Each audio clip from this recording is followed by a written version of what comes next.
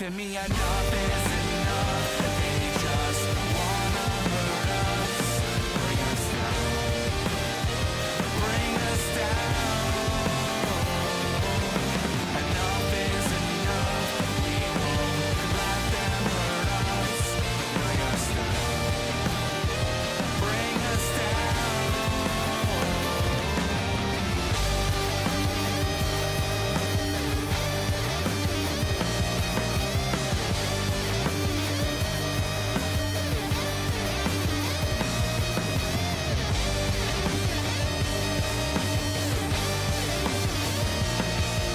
Enough is enough.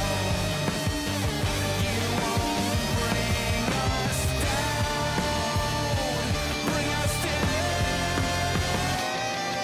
Enough is enough. They just enough is enough.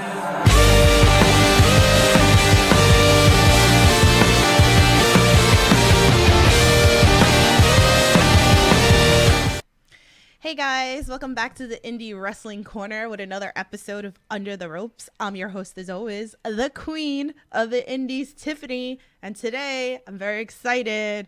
We're bringing on a good friend, my good friend Nick Grande. How are ya? What's going on? How you doing? I'm good. I feel like I just saw you. I feel like I've seen you like every single day this week, which is not a bad thing. Totally good thing. I love it. Guys, if you're new here to the Under the Rope series, here I interview everything independent wrestling, whether it's wrestlers, referees, behind the scenes. I got you covered. If you guys got any questions for Nick, please drop them into the chat. Either way. You can tell him, hi, whatever, you can ask him anything you want. I'll read it off to the chat. Make sure you guys like, share, subscribe, do all that fun stuff. And yeah, so we're going to get this party started. Let me see who's in the chat. Wilbert's in the chat. What's up, Captain Dave? Good, Wilbert. How are you guys? So, so let's kick off this interview. How I like to kick off all my interviews. I love to ask, what made you get into professional wrestling? It's just like any wrestler. It's going to be like a long, long journey there. But, I first got into wrestling when I was in third grade. I want to say second or third grade. And believe it or not, the act that got me into it was Too Cool from the WWF with Scotty 2 Hotty, Grandmaster Sexay, Rikishi, and all them. For some reason, I was just really entertained by them. Ended up getting addicted to WWF that instantaneously. From then on, I was hooked on wrestling. Wow. Now, I never thought about actually becoming a wrestler until later in life. I'm 30 right now, and I've been wrestling for about 3 years, I want to say. Mm-hmm. Yeah, I have to ask Matt. Matt would know better than me. Wrestling for 3 years. One night, because I'm a musician, I was doing an open mic night. And after my set, I ended up meeting a few dudes who looked like they were in the music business. Turns out they were involved in pro wrestling. So ended up doing some backyard kind of stuff with them. Had a lot of fun. One night they ended up wrestling for Matt, or renting the building for Matt. And this is right when Matt got the building, the H2O Center. And basically I found out that Matt was training there. And, once I found that out, I have a golden opportunity to learn from a straight up legend.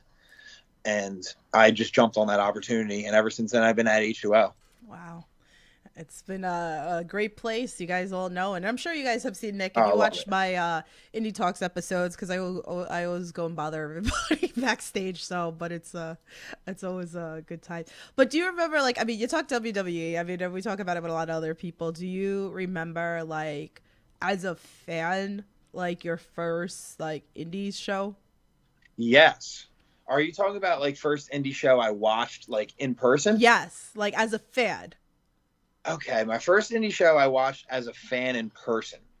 Now it was I forget the company, but they wrestled at King of Jeans in Philly. And I remember the Blue Meanie was on the show and Ruckus was on the show. And me only watching WWE my whole life, I was I knew Blue Meanie, but I was who the hell is Ruckus and how is he so good? Right. I was just shocked. Trent Acid was there and how great he is, obviously. You're right. my mind was blown at that point because I was like 4 or 5 years into watching wrestling, but I'm still like, how are there these insane talents wrestling outside the WWE? Right. And I just got on the book for indie wrestling, and I would check in every now and then. I would always tend to watch like Ring of Honor and stuff like that because I was on TV. I wouldn't go live as much. And then I don't know, a few years ago, I watched that match with the Young Bucks with Candice LeRae in it, and she had the Legos in her mouth and got super kicked, and I was just like, wow, like wrestling is in such a cool place right now. Right. Like, there's like so many more varieties from when I was younger and fell in love with the sport initially. And that's when I knew I was like, I need to belong. I need to find a place in this world of wrestling. Just so happens I met Matt around the same time. And ever since then, whether I'm wrestling or I'm on commentary, I'm going to get in the mix no matter what. Yeah. I'll find myself in wrestling. They can't get rid of me. No. It's a great time to be a wrestling fan and be in your place, which is great. Let me give some more love in this chat because I see people coming in. Johnny says, "Hey Nick." Wilbert says, "I hope you win back your title Monday." Dude, I hope I win that title back too. I'm so pissed. Adonis is such a greasy piece of crap. Look, Adonis is such a talented wrestler. There's no doubt about it. I've trained with him for more than a year and a half, and I've learned a lot from him. Believe it or not, like, when he's not talking about himself, he's a very insightful human being. But at the same time, the man paid off a ref, cheated, pulled my tights, kicked me in the balls. I'm going to kick this guy's head in. It's going to be destination dropkick in the middle of the ring. Come hell or high water, it's more than a title now. It's gotten a lot more personal. It's very personal. Oh, definitely. Everything Pro Wrestling, Conrad, shout out to you guys. Go give my friend some love on his channel. He's got a little bit of everything for you in the wrestling world. And he's saying classic ruckus, and he's got a bunch of fire emojis going on as well.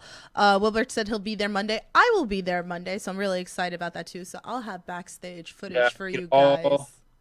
All the help I can get. I need everybody there on Monday. Get your butt. Give me the end. Yeah, it's great. I'm looking forward. I'll be there again. I'll be backstage. I'll get those backstage interviews for you guys, so make sure you're subscribed.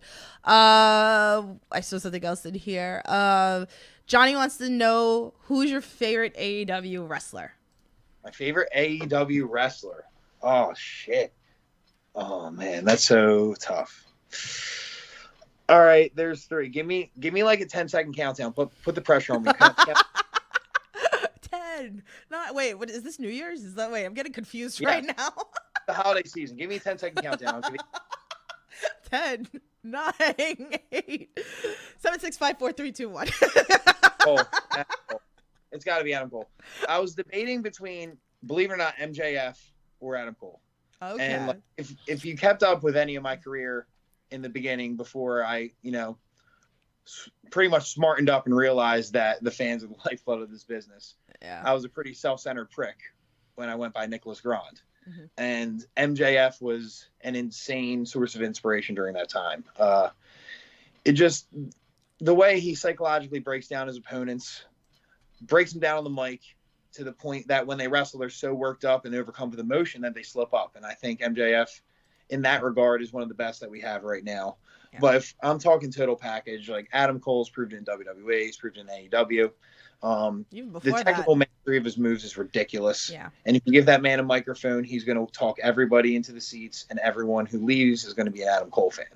Yeah. The most signature move with Adam Cole, baby, like, you're talking about someone who literally has every single quality you want in a pro wrestler you want to root for, and we get to see him every single week, and it's just insane. They're loaded with talent, but he's got to be my favorite. Awesome. I love it. I love me some AEW.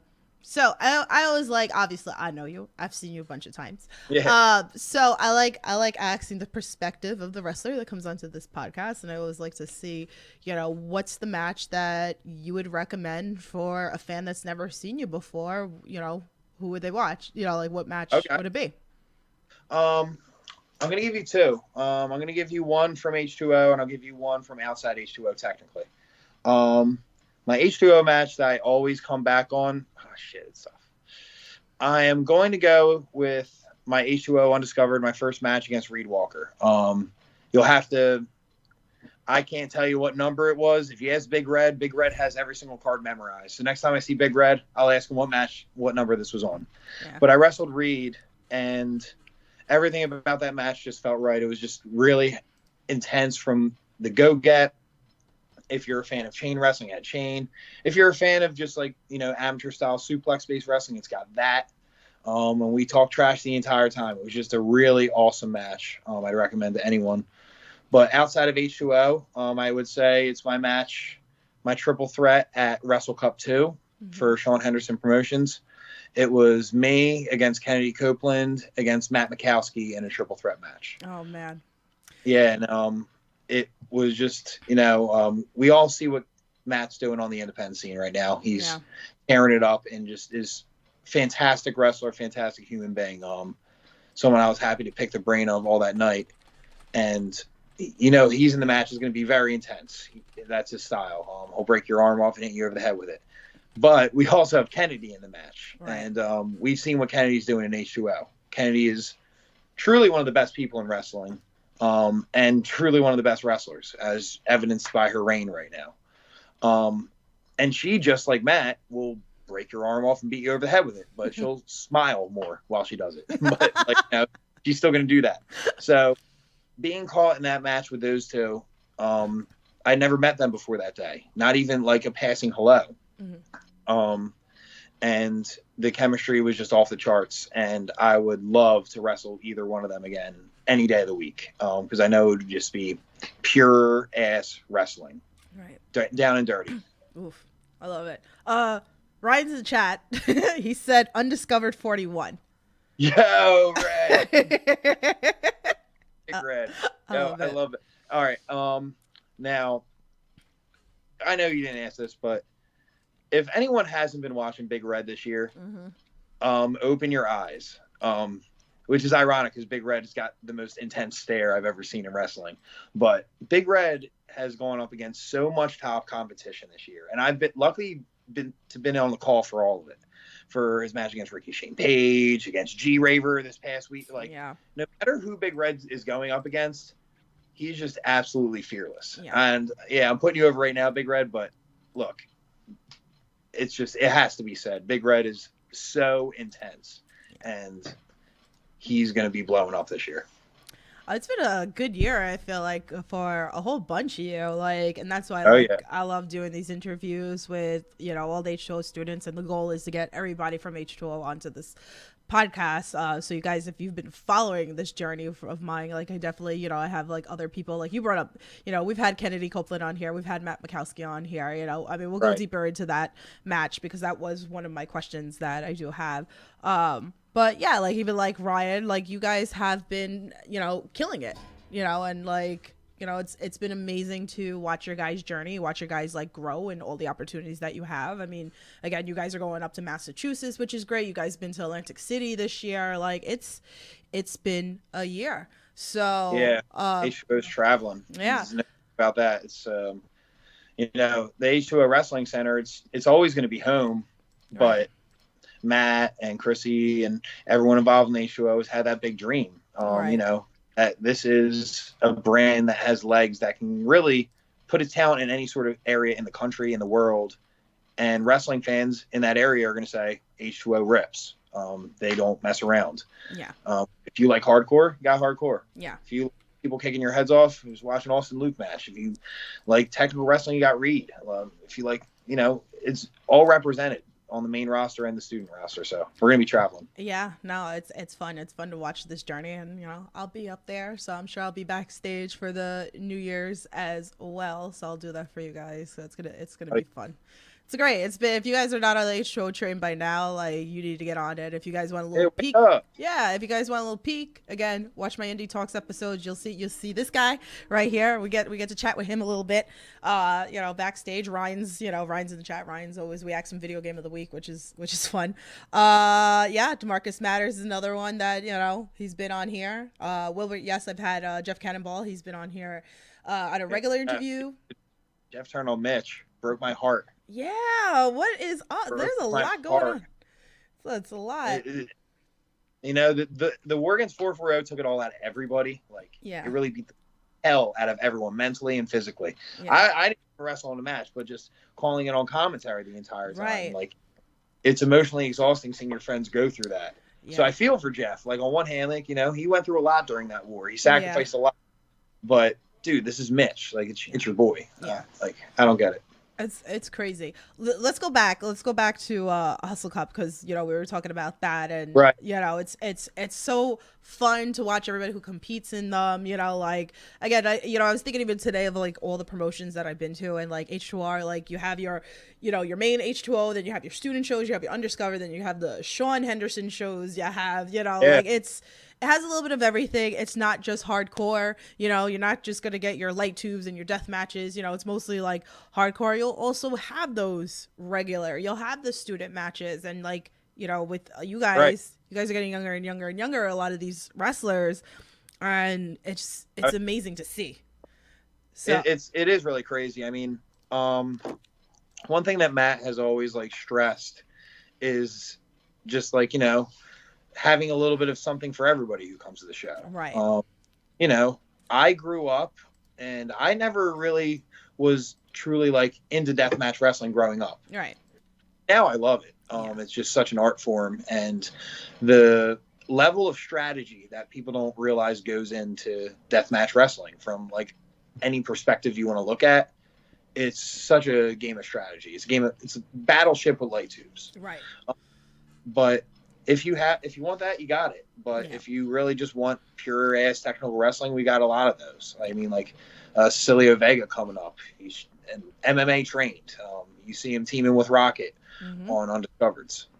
He's a young up and comer who's really going to go through the ranks, and we see what Austin Luke is doing now on the main roster. He's out right now. So really, whatever you're looking for in H2O, you're going to find it. Yeah. If I can just put over the company anymore, I would. But like, no, straight up, like, I mean, it's a banging ass company. It is. There's no doubt about it. It is. It's a great place. So let's go back again, like Hustle Cup. Okay, like again, we were talking about this a little bit. Let's talk about like what you were going through. Those emotions, working with these people. Give us a little in depth of this match for you. With Kennedy and Matt. Yeah. So Shawn told me a while back, I guess like a month and a half out, that the match was going to happen. He released a graphic and was like, hey, best of luck. At that point, it was by far the biggest match I was going to wrestle. I had been watching Matt and Kennedy, and I watched them wrestle against each other. So going into the match, that Matt and Kennedy are going to know each other's tendencies. They've wrestled before. Right. But I had never wrestled either of them. And, I'm green in the gills. Like, I was about a year and a half in at that point. So it was like a true sink or swim moment, But that's what, the past year and a half has really been all about. Mm-hmm. Proving where I belong in the pro wrestling world. I know I've been on commentary for a while now. Pretty much anyone who watches H2O and they don't come to the live shows, they probably know me as the commentator, which is totally fine. And I love that role. It's an honor to call these matches, and it's truly probably the best job in the business, being able to be the voice for so many of these incredible performers. Mm-hmm. But I'm a wrestler, and I want to prove myself as a wrestler. And that, to me, was the first match where I really was able to say, this is what I can do when I get between those ropes. Right. I'll talk you into those seats, but look, when I get between those ropes, this is what I can accomplish. Yeah. So let's talk about commentary, because that's definitely something I wanted to talk about. So how is that? Like, is it nerve-wracking? Like, I mean, look, I've done it. I've done it once, and I was like, I'm good. I was like, thanks for the opportunity. I'm good. I don't want to do it. I'd rather be backstage, girl. I feel. You sometimes you just find things that you enjoy more. So tell us a little bit about that. Like, is that nerve wracking? Like learning names, like learning the names of everybody, having like certain moves. And then we'll get into like later, because we're gonna talk about Destiny, because that was a huge opportunity for you. But let's talk about being a commentator in general for H2O, and like, what does that mean to you? Give us some insight. Oh, it means everything.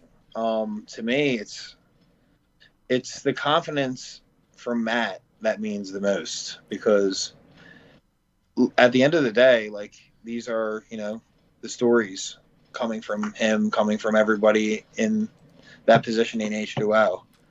And to be able to be trusted to help tell that story, and to have the trust from the wrestlers that, hey, Nick can, get across this during a match, or really tell the crowd what I'm thinking.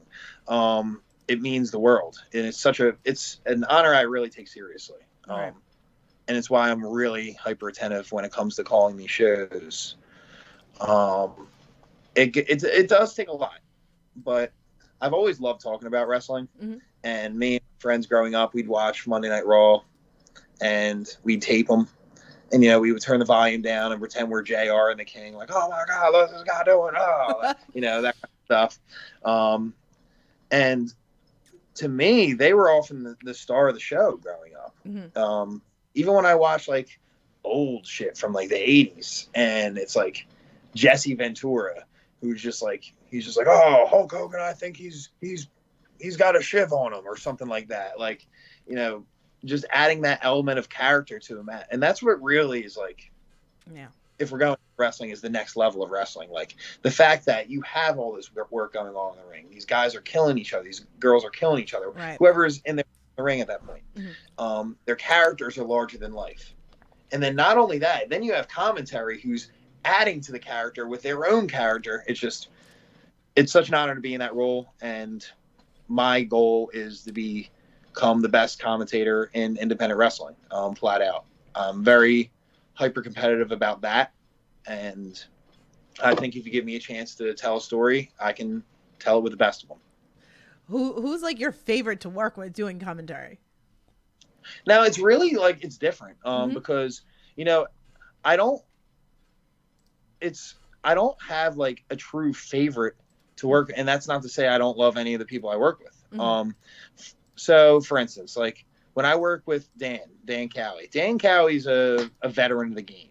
He's been around for a while. Mm-hmm. So I know I can like rely on Dan to like really tell that story, and I play more of a color commentary role. Right. Where I'm adding my slice of life in there, because as the wrestler, I have some of that experience in the ring that I can lend that to. Right. And then when I'm working with Scotty, me and Scotty, we have more of a relaxed approach, right, where neither of us have a defined role. Mm-hmm. And we talk wrestling, but we talk about the wrestling we're watching, right, and add our own personal opinions in there too. Right. And then when I work with Jason, Jason's rolling, for anyone who doesn't know, he does a commentary for Undiscovered. Right. Jason, he's relatively new to the game too. Mm-hmm. But he is, a very enthusiastic and excels in telling the history. He's a really great historian of H2O. Mm-hmm. A bit of an encyclopedic knowledge, and he's very good at calling moves too. Uh-huh. So when I'm in that role, I'll play a little play-by-play and then play some color. So I guess what I'm trying to say, and as you can tell, I give long-ass explanations, so my bad. No, you're good. It's like everyone's different, so I don't really have a true favorite. Mm-hmm. I just like having that ability where it's almost like wrestling. Like, if I wrestle against Christian Ross and I wrestle against Reed, it's going to be two totally different matches. Right. And same if I wrestle against Jason, or if I commentate with Jason or Dan, where it's going to be two good matches or two good roles on commentary, but it's different.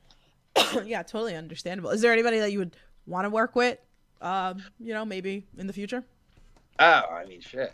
I gotta put you on the spot. Hey, you never know. They could be like listening in, and like this could happen, Well, like, yeah, absolutely. As far as like someone who I really want to work with, I mean, Ian from ROH is like incredible, but like for me, it's like I think I'd rather see different companies. I would like to lend my commentary to. Like when I like watch different independent promotions come in, I'm focused so much on like the matches and what I can add to them with commentary. Mm-hmm. that it's like I haven't really like thought about that. Right. I guess my answer is, which is like the ultimate cop out answer, is I really want to work with everybody. Yeah. Because I've only worked with about 4 color commentators in my career so far. Mm-hmm. So, or 4 commentators in general. Mm-hmm. So the opportunity to be able to work with, all these different styles is so exciting. I'm like super new to the game. Yeah. So for me to say I'd rather work with one over the other, it's a little tough for me to say. I just work with everyone right now. Yeah. And again, like I said, I feel like you're a very personal person. So I feel like that makes it easier for you to kind of like mesh with anybody that you work with. No, yeah. Like as soon as this interview's over, I'm going to turn the phone off and I'm going to talk to a blank wall for like 45 minutes. I just talk to inanimate shit all the time. So. I love it. Okay, so let's talk Destiny, because I was literally sitting behind you. Literally, like I was right behind you watching you do commentary for this show. With Xavier Cross, who I should put over because I love doing commentary with Cross. Yeah. And if he listens to this, he is going to in the head as soon as he sees me. Xavier Cross is fantastic to do commentary with. He's a real old school style commentator, which is right up my alley. Yeah. Continue. My bad. No, you're good. So Destiny was crazy. It was a very big weekend for everybody. It was nuts. It was in the ballpark. It was fun. But like, again, so it's like you do commentary for, and I feel like every show that keeps happening over at H2O, like the next show kind of is like, it keeps setting the bar. I feel like with H2O, that's like a great thing. So here we are. Here's Destiny, So, I mean, I know like John said, wait, hold on, where he said it in the chat, because he was saying, hold on. He wanted to know what your reaction to calling Tremont versus Onita. What my reaction was? But I also want to know like everything, the whole show for you to like call this, and then like you can talk to us like, a little bit of like watching Matt, wrestle in this explosion, like death. Okay. Yeah, it was a lot. So, like, I mean, you get to the baseball stadium, and we got there early as shit, like 11 in the morning. Yeah. Which early, I guess it's not that early, but like it's early for Nick Grande. Yeah. Especially on a Sunday. But we get there, and I mean, you see like Derek Jeter's picture on the wall, and like, shit, I guess we're doing this. Like, this is a big deal. Setting up the ring, and then like sitting and getting ready to call that show.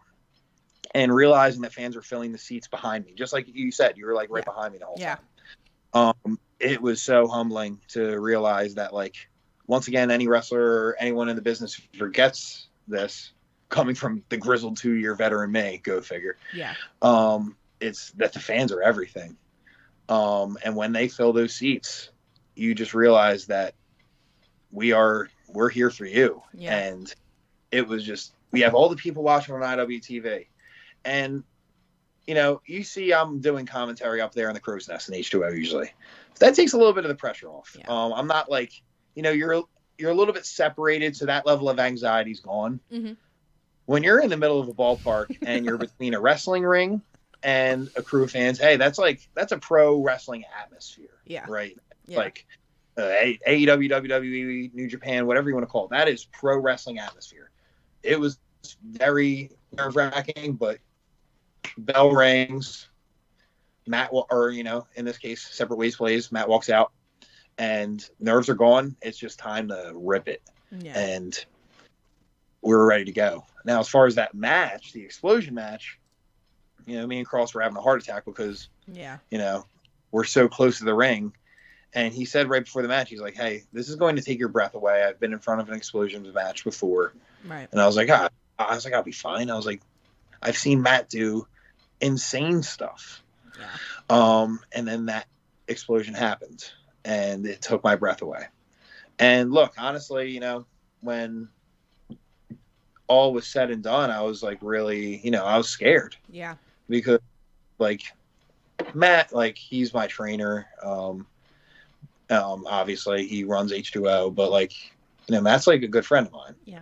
So when I see a friend of mine, get hurt like that, you take yourself out of the seat for a second. You're like, what's going on? Yeah. And then you remember everything that goes into it and everything that comes out of it, and just adding to the legend of Matt. And it's like, this is what he is. He does. He's a deathmatch icon.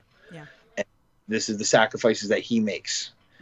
And one thing I do have to say is I'm very thankful that it seems like the fans really did realize that sacrifice. Yeah. Yeah.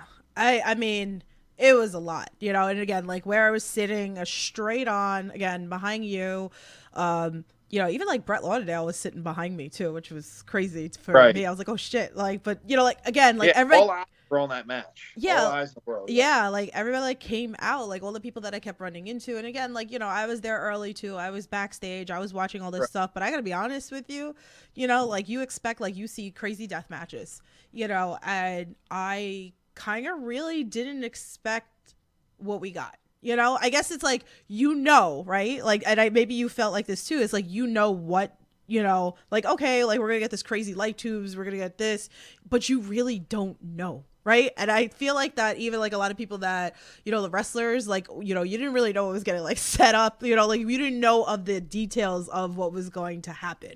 And I watched like behind me, even all the students like getting upset. Like I had to hold myself because I was about to cry, because even like you said, like Matt has become like a really good friend, and I feel like I got very close to him as well this last year, and it's just like, damn, fuck, like you sacrificed to entertain the fuck out of us, and it's like, shit, but I don't want you to like die in the process. For real. And it's like such like a conflict, because the character of Matt's person, like Matt would give you the shirt off his back any day of the week. Right.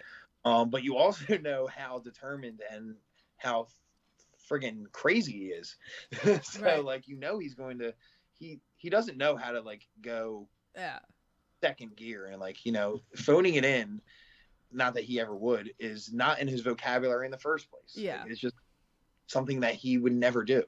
So, going into that match is going to be crazy. And then you have the fact that it's Matt, and it's going to be a little bit crazier because he cares about the fans more than anything. And he cares about wrestling more than it. And that's like where it's really crazy. He cares about the honor of deathmatch wrestling. Yeah. It's going to be nuts. It was a lot. It was a lot. It was incredible, but it was very intense.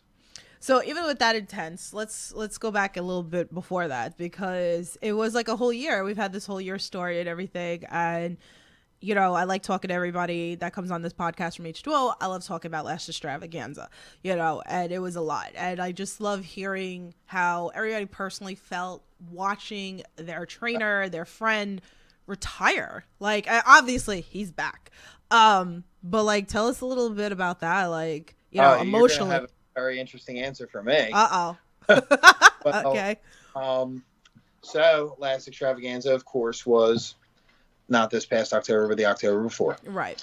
I was going to call that match with Matt and Ricky. And the day before the show, I was quarantined with COVID. So I actually wasn't at the Last Extravaganza. Excuse me. What's up? You're fine. I am upset about it, but I'm not crying. I was literally like, there's something with her. And I was devastated. I watched it in my garage. I was living with my parents at the time, and I watched it in my garage, so upset. And I didn't talk to Matt until after the show. I talked to him and told him what, my situation, and he was busy. And then after the show, we see what he goes through, right? Right. And he messages me and he's just like, hey man, I hope all's well. Like, hope everything's good. Like, well, think of what he just went through. Yeah. And then he messaged me that. So, and Ryan told me, and Austin told me after the show, like, where he was like, hey, if you see Nick, make sure he's doing all right. And I'm like, why is he checking on me? Like Matt is like giving everything, and like he's got the goodwill in his heart to check on me. Yeah. So that was like, when I think of the last extravaganza, like everyone, you ask anyone in H2O and they all have a different story. Right. Like basically about what they were doing, like leading up to the match, and like, cause everyone was at the building. I wasn't. Right. So it's a strange situation for me. Right. And what I really remember most of the last extravaganza is Matt, like, sort of looking me out and like being like, "Hey man, hope you're doing okay." That's just like something I'll never forget. Yeah. Like, it's just really, it means a lot to me. Yeah.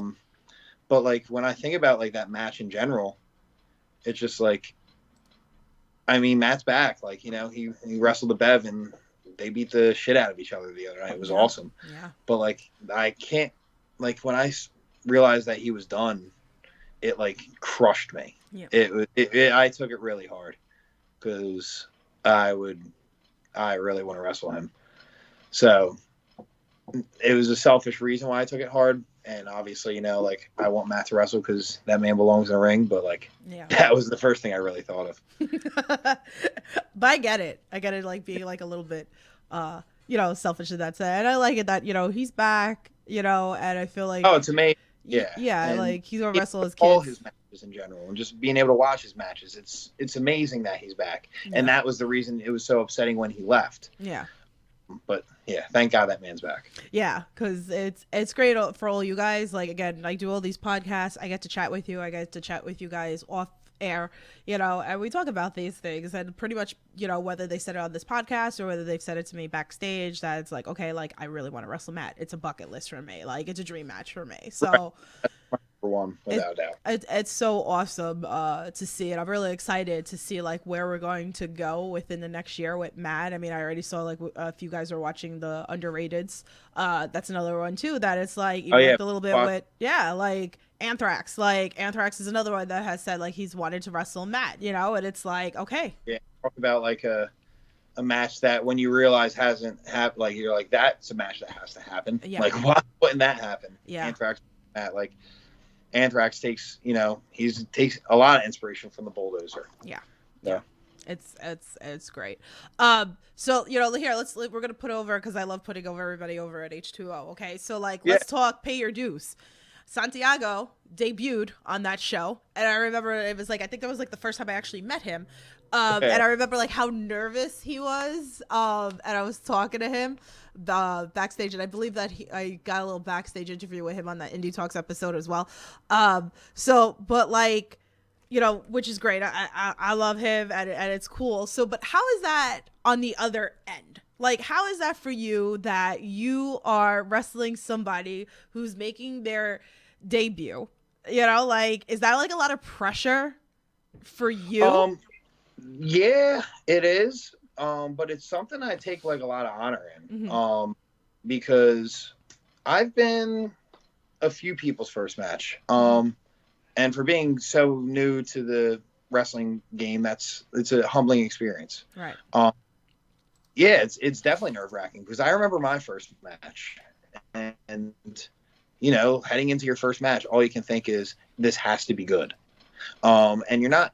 It's beyond proving it to everyone else. It's proving it to yourself. Right. Having that first match that is good, and a perfect example of someone who came in hot thanks to that first match is Evelyn Sage. Mm-hmm. Evelyn debuted against Marcus, and that was on Undiscovered, and that was a banger. Mm-hmm. And you see a lot of undiscovered students when they come into the game, like Big Red's first match against Hawkins was insane. Mm-hmm. Mather's first match against his dad was insane. Austin's against Jordan Oliver. Reed's was against Matt. Yeah. So like everyone has this crazy first match. Mm-hmm. And yeah, you want to make sure, like I wanted to make sure that first match with Santiago was excellent. Right. And that we did what I think is the most important thing in wrestling, if we're talking shop, and that is telling a story. Mm-hmm. Anyone who's seen me wrestle, like I don't do a lot of crazy moves. Not like I don't do intricate moves, but like I don't do a lot of like high flying, I guess you would say. And I think there in many different ways, there's ways to tell stories with high flying, but for me, that's not effective. Mm-hmm. For Santiago, it is effective. Right. So to really be able to help him tell that story and get his career off on the right foot, even if it did mean, kicking my ass, unfortunately. But that was really important to me. Right. Definitely. I love Santiago. Again, I will get all people on this podcast because I will make it happen. Santiago's another one. Yeah. He's so new. Yeah. To the game now that he's had his issues with injuries and stuff like that in the past that hasn't really gotten him that proper head of steam that he really needs to get going. But he's just someone with limitless potential. He had a great match against Razorwing a couple months ago. I loved on Undiscovered. So. That's great. I love it. You never know who's going to show up at Undiscovered, So I'm glad that it's eventually going to go onto YouTube because I cannot make it to every Undiscovered. I think I've been only to 2, and I wish I could be there, but I'm in New York. You guys are far. Yeah. You guys are far. New York's a far ass drive. I'm going to just move in. That's it. That's what you gotta do. I'm just gonna move in. So we'll just figure. So let's talk a little bit about this because I don't think I've really got into this. I think a couple of people I had asked. So tell us, played heel, played a face. What do you prefer? What's easier? So playing a heel or playing a face, it's just different. I mean, there's some things I loved about playing a heel. Really just being able to get so much aggression off before you really enter the ring. Right. And you guys, I mean, if you see me as Nick Grande, I come out hot. I'm coming out the turnstile blaring and I'm screaming, I'm dapping, I'm high-fiving everybody I see. That by the time I get to the ring, I'm emotionally exhausted. But being a heel is it's so different because you really control the pace a lot of the times. And that's an interesting thing to be able to do. Right. Because it's almost like I equate being a face to playing guitar and being a heel to playing piano.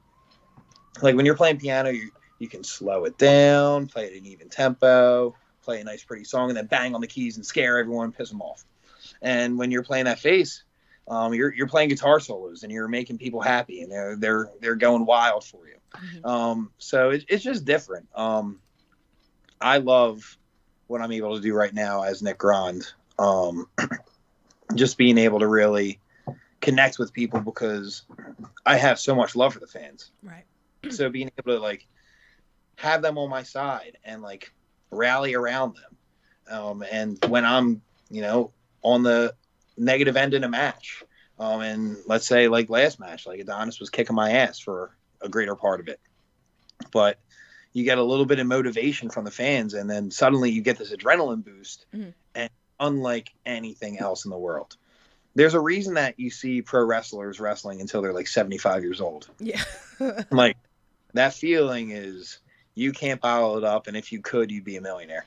Yeah, totally. Let's go with this fan tweet from Good Cop, Bad Cop. They said, with Nick Grande being an anagram of Dancer King, which indie wrestler cut some rug the best? Damn, that's a crazy question. That person rules. Let me think. Who's the best indie wrestler dancer? I'm gonna it was funny because I was if you couldn't come up with one, I was gonna go between Chad Spectacular or Rocket. Oh yeah, Rocket. How did I not even think of Rocket? Yeah, Rocket is insane at breakdancing. I mean, that's not the biggest surprise in the world because we've seen him wrestle and he's just this freak of nature athlete.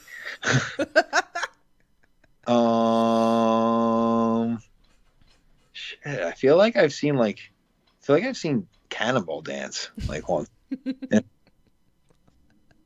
Maybe I'm just imagining that. All right, probably the Chad Spectacular because after the show was going on, everybody was in the ring dancing after. Oh wait, yeah, Chad Soiree.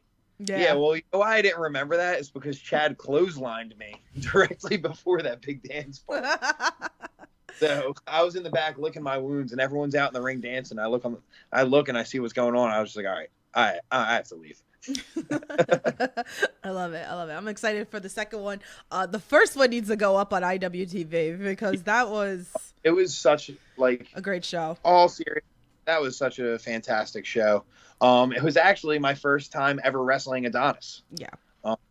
Yeah, that was my first match against Adonis. So Full circle. Full circle. Yeah. Time is a flat circle. Except I've seemed to have wised up a little bit, and Adonis is even more of an egomaniac after winning Hustle Cup. So yeah. Yep. So let's talk about this. You know, we keep talking, we keep going back to Adonis. You know, you put a tweet out. You know, so I want to hear the 411 on this. You go paying off a ref and hitting me in the Grand Juniors to steal a title. I have so many thoughts. Stay tuned. yeah, so I've been, waiting for the proper moment to sort of get these thoughts out there. And I decided that I want to sort of drop them right around Christmas because I want to make sure that Adonis, when he's at his most egotistical and he's at his most selfish and he's eating every single thing on the Christmas table and stealing everyone's gifts, that he listens to the words that I say and he gets the fear in him on that Christmas morning that Nick Grande is coming. He's back and he is ready to make him pay for every single thing he did in the ring on Monday on Discovery. Because look, at the end of the day, he beat me for a title. And that crushed me because that title really just meant showing that I belong, that I am one of the better wrestlers out there in H2O. And that if you put me up against anyone, I belong in that ring and I want to fight any and all comers. So when Adonis robs me of that match, he robs me of that feeling that I have in my heart that I hold so dear. But he robs the fans of a proper championship match. Ever since Mike Quest came along a little bit ago, and you just talked to him the other day, one of the trainers at H2O, and he's really instituted this insane pride in the championship that I felt. That it's not about when you're outside the ring holding the belt, posing for pictures. It's not about going to sleep and seeing that belt on your nightstand. Those are all beautiful things. But what it's really about is holding that belt in that ring, saying that I am the best and that the match that I have is going to be the best. So when Adonis robs us of that by paying off a ref and kicking me or hit me in my balls, then I have a major issue with it. Yeah. So that's basically a teaser of, what I will be talking to Adonis about live on Twitter, on Instagram, on anywhere that you can find out for H2O. You will hear Nick Grande's thoughts. Ooh, make sure you are following him, which we'll get into later about all that. So here I have the graphic here for you guys if you want to see. I'm really excited. The last one of the year, we have special guest referee Shawn Henderson going on here too. Yeah, Shawn is the special guest referee. Look, Shawn took over Undiscovered a couple weeks ago, and we saw when Austin and Reed were having their issues with affirmative action. Shawn will make his authority known. Excuse me. So thankfully, Shawn was the acting commissioner when me and Adonis's issue this past Monday or 2 Mondays ago happened. Now, I was looking for everywhere on tape of Shawn as a referee. I can't find any anywhere. I messaged Shawn. He's very busy. He hasn't gotten back to me. I can only anticipate Shawn, if he's as good as a ref as he's a wrestler, he's going to be fine. But, it is another monkey wrench to throw out there. You have faith in your official to do their job. And when something like that happens to me this past week, when I had Adonis dead to rights and the referee feigns a shoulder injury, I lose faith in the officials. Right. I have faith in Shawn. So I've got a lot of conflicting feelings going on right now about the match, but I'm just ready to prove that I belong. I'm ready to prove that the bad guy doesn't always win. Right. And Adonis can say what he wants to say. He can do his little dances in the ring. He can pay off whatever referee he wants. It doesn't really matter when I hit him with the destination dropkick right in the side of the jaw and he's knocked out cold and I pin him. And that's what I ensure is going to happen.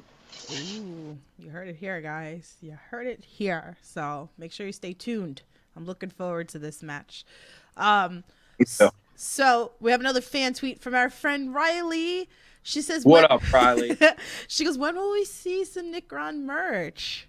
Oh, yo. Well, it just so happens you'll see it very, very soon. I got the orders are put in. So I would say by February, you'll see 2 different Nick Grande shirts. You'll see 2 shirts. I'm working on hats. I'm sort of conflicted on what kind of design I want for the hat. Mm-hmm. So I'm going back and forth on that. But I'd say by February, you'll have some Nick Grande merch that you can sell and tell all your friends. Yeah, you guys need merch. That buy Nick Grande can afford gas to get to the show. Yeah, you guys need merch, okay? Like, I want to come and smack y'all that don't have merch, whether it's pins or hats or... Oh, no, I love the designs I have going on for the merch right now. So that's like the big thing that held me back because when I was, Nicholas Grande, I had one shirt for $500 because I was a rich piece of crap.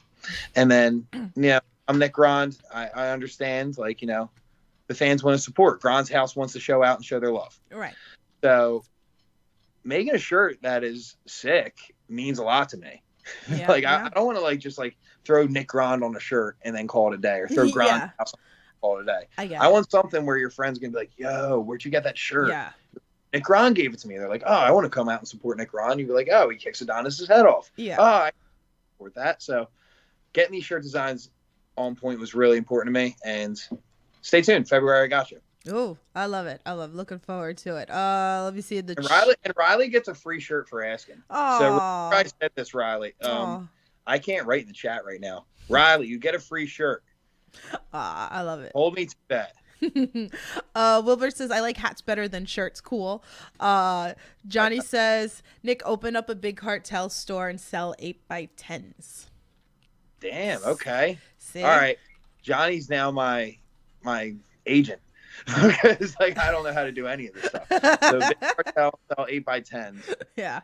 Hold up 1 second. he's making a post-it note. Quick. Write it down. I love it. Thank you. Big cartel 8x10s are coming out soon. Yes. I got a thick 8x10.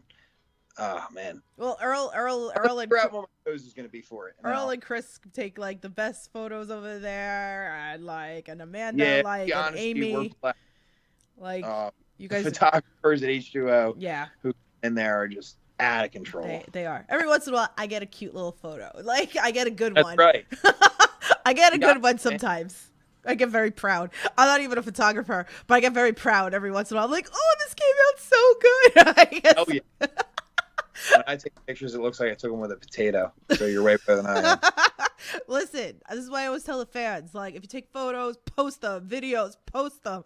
Put that shit on social. I have 7 pictures of me wrestling. Yeah. It's like a rumor that I wrestle. Listen. So I need all the pictures that I can get. Bring it, guys. Take the photos, tag them in it. Come on. That's I try to do that. Actually, I got to go back and I need to edit my shit from last weekend because I have so much footage from this past weekend. I need insane weekend. So if you guys start seeing me tweet crazy footage, I'm sorry. So what's some things you like to do when you're not in the squared circle? Nothing. I just sit in a corner and I just look at the wall. No, I play music. Like I said earlier, here's a shameless plug. So check out my band Hot Trash on Spotify. There's multiple Hot Trashes. Mm-hmm. We are the Hot Trash punk band from New Jersey.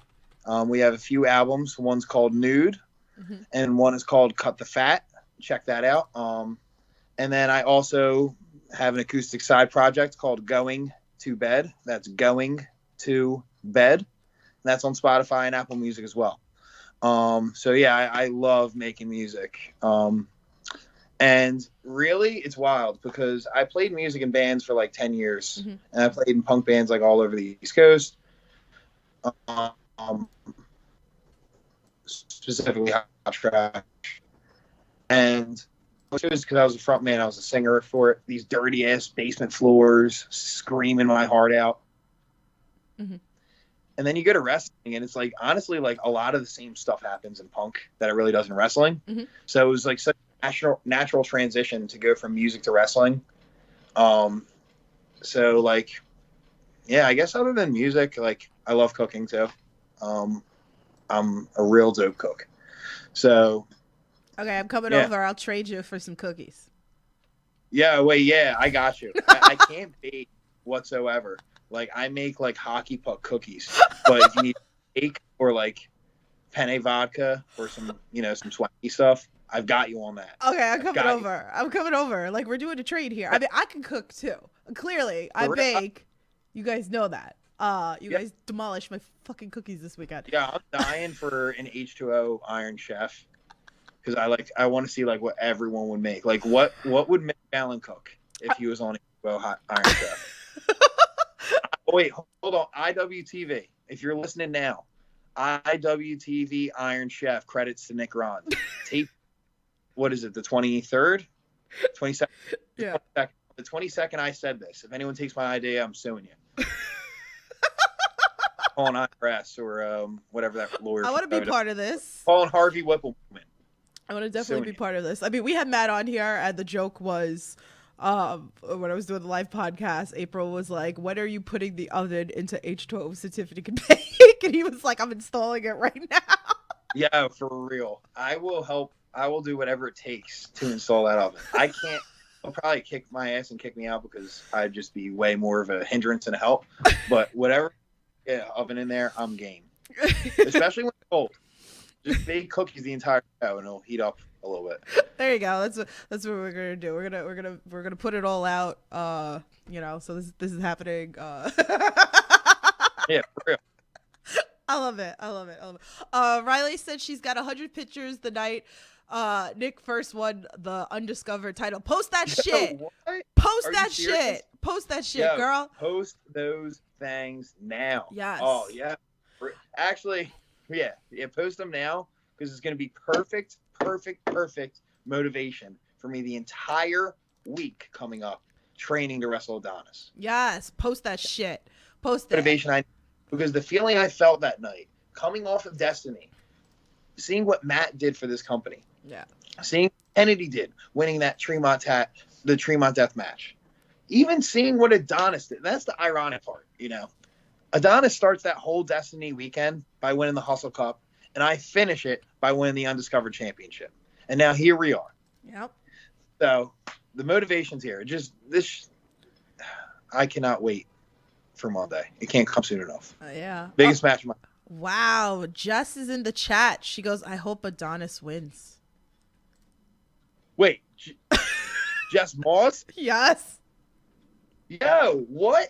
Oh, my God. Are you kidding me? Are you kidding me right now? You hope Adonis wins? Damn. I thought me and Jess were cool. Damn. Just broke my heart. You know what? All right.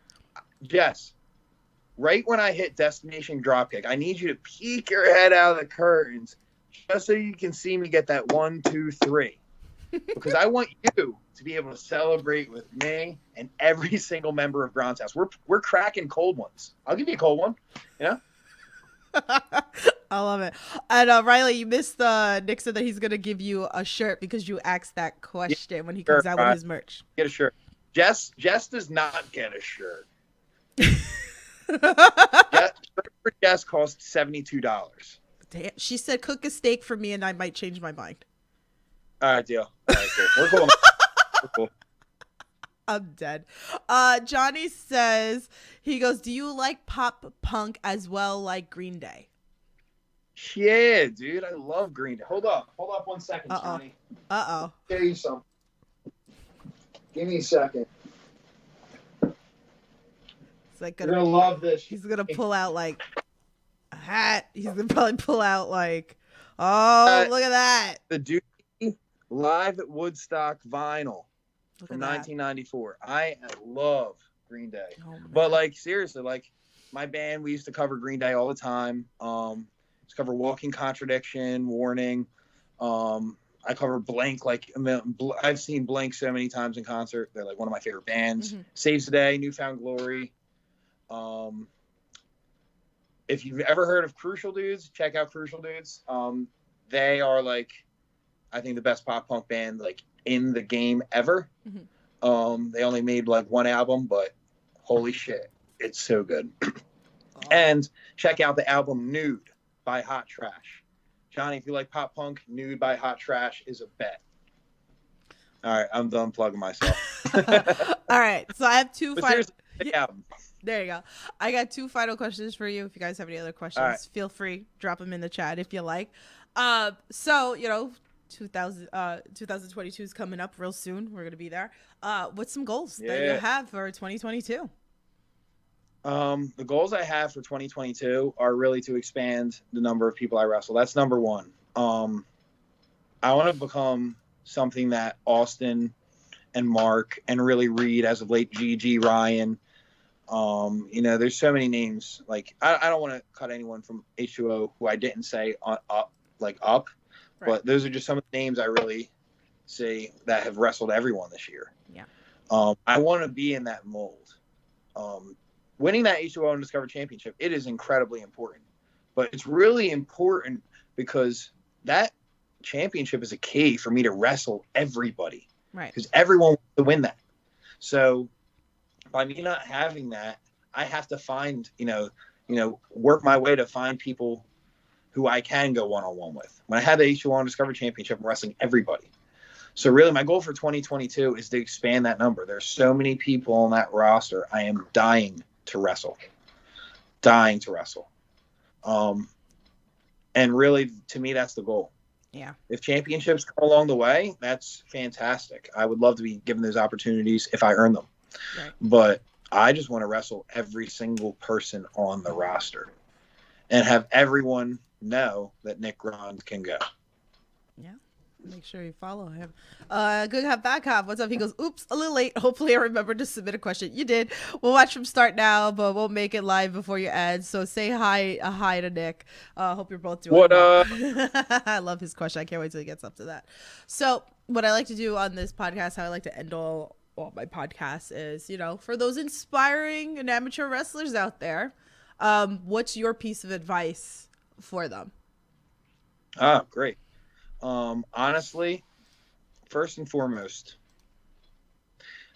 if you go on that journey to be a wrestler, no matter what aspect of it you do, whether you want to wrestle on a worldwide scale or you want to wrestle in Williamstown, New Jersey, realize that this business does not owe you anything. This wrestling does not owe me a thing. I owe wrestling quite a bit. So when you come to training, be prepared for some bumps and bruises. Be prepared to be thrust out of your comfort zone. Get ready for having nights where you feel like you suck. The people around you will do their best to hold you up, but be prepared for the hardships. Because the best wrestlers that you see in the world, Adam Cole, I brought him up earlier. I'm sure he didn't go into the wrestling ring for the first time ever and do have 20-minute mat classics. Maybe he did because he's incredible. But you know what I'm saying? Right. It's a really hard road.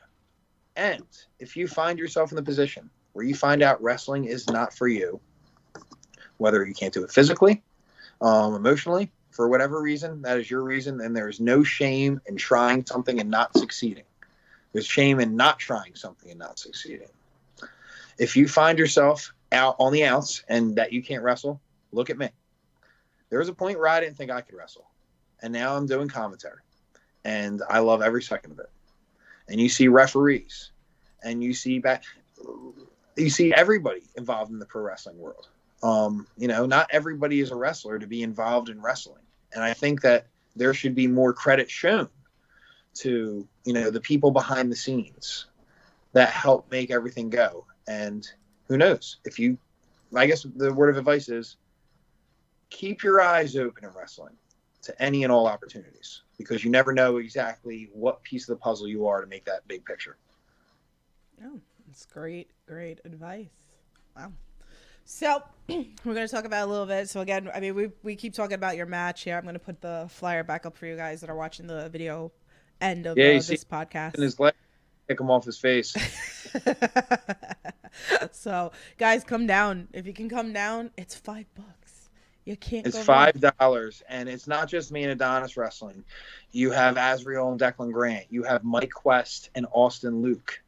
Like, it's going to be an insane show. You have a triple threat for the tag team championships, the H2O tag team championships. It's a stacked card. Yeah. And it's $5. So, I mean, like, you know, what else can you really do for $5? I can't even, like, go from, like, my house to the grocery store for $5 for gas. But I can 9 insane matches with high stakes. Yeah. Like, come on, dude. Like, that's an easy one. Yeah, it was crazy today when I saw it Azrael. I'm like, oh, here we go. We got to fight because For real. Like, Declan is having a year, an insane year. Man, just made the count, but he did just pin the franchise. Yeah. Like, he pinned Shane Douglas. And he's going into fighting Azrael now. Like, this is just like a career-making year for that dude. Yeah. Everybody's been having these great opportunities over in H2O. So again, you know, it's you know, a promotion you guys should be following. So I don't know. I might have some words for watch it. Azrael. We're gonna fight backstage. We gotta fight. Real. Me and Azrael, we gotta fight. We're gonna have a little backstage shit this Monday because I'm gonna pick his bone. He keeps going after everybody. Well, my favorites, Arcadia and Gangone, and now Declan, and now Marcus Matters. Like, we're gonna fight. Like, I'm just man's gotta come. Yeah. We're gonna and so New Year's again. Another show you guys can catch it if you can't go. It's going to be on IWTV on January 1st. How exciting is this for you guys? Watch it. Oh, man. Watch it. Mather Shelley. Like, come on. Yeah. Like. And then I'm sorry. We were talking about Massachusetts for a second. I'm sorry about that. But yeah. No. Yeah, no. Like, I'm looking forward. I don't want people showing up on Monday and thinking Mathers.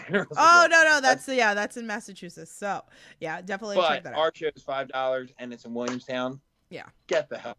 Yeah, definitely. Oh, look, we got Mike Quest in the chat. How are you? We gave you a shout out earlier. Like, what up, Quest? Much love. We were plugging your show. We can't wait. So I'll be backstage. For real. I got to do a Mike Quest plug right now. Do it. Go for it. Dude, Mike Quest has done so much to, like, advance my knowledge of wrestling. When it comes to, like, being economical with your movement and not taking too many steps to get yourself out of position so I don't get my head knocked off by Adonis on Monday. Like, when it comes to cardio, he really pushes when it comes to cardio. And there's two different things: running in a treadmill in a gym and then wrestling cardio. And that man preaches wrestling cardio. I can't show enough love to Mike Quest. And I am dying for him to drive Austin's head into the mat. Oof. I can't wait. Can't wait. It's going to be so like, if the matches on this Monday, like, if you are in the area and you have $5, please come to the show. Yeah. You will become a lifelong fan of H2O if you come to this show. Definitely. So definitely check it out. Again, it will soon be on YouTube. Working on that as well. So, but yeah. Yeah. So, Nick, it's been amazing. Tell everybody where they could follow you, if they could bother you. Follow your journey. Yeah. You can please say my Twitter name. I forget it again. It's Nikron _ That's right. Follow me at Nikron _ if you want the latest in wrestling hot topics, what I'm listening to every week. Or you're just curious of what I have to say to Adonis Valerio before our match this Monday, I'm the Twitter you got to follow. Yes. That was pretty good for a plug, right? That's like the only thing. So if you don't follow me on Twitter, man, sorry. I guess we'll just see each other in person. You can come see me at H2O Undiscovered. It's coming up this Monday. It is every other Monday. Yeah. And there is no season anymore. H2O Undiscovered runs all year long. For only $5, you can see the future of professional wrestling. That is literal. Yeah. You've seen Marcus Mathers wrestle his first match on H2O Undiscovered. Now you see him all over the country. You see wrestlers come from far and wide to wrestle in H2O. And if you don't see me on H2O Undiscovered, you can hear me on every single H2O main show on IWTV. So definitely check it out, guys. So with that being said, we're going to wrap it up. I can't thank you guys enough for hanging out with us and all your questions and all that fun stuff. Definitely come on down to H2O. Definitely check it out on IWTV. Can't go wrong. Again, you know, next week will be up in Massachusetts. They're making their rounds.